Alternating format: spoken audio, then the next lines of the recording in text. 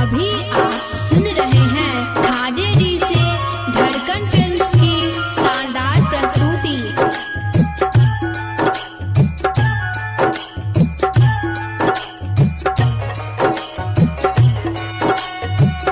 दिलवा लगा के तू चल गयलू, दिलवा लगा के तू चल गयलू, प्रेम के रोग लगैलू,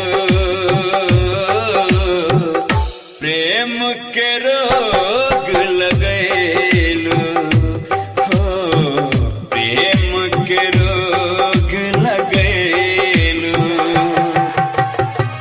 दिलवा लगा के तू चल गयलू, दिलवा लगा के तू चल गयलू, प्रेम के रोग लगैलू, प्रेम के रोग लगैलू, हो प्रेम के रोग लगैलू।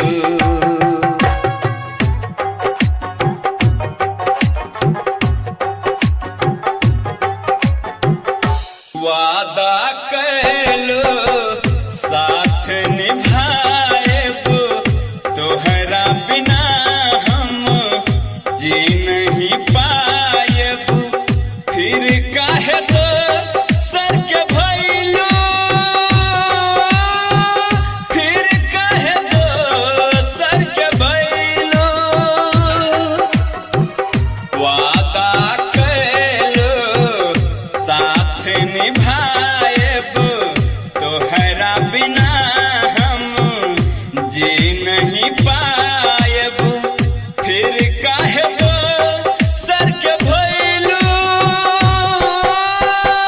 फिर काहे तो सर के भइलू। दिलवा लगा के तू चल गयलू, प्रेम के रोग लगैलू,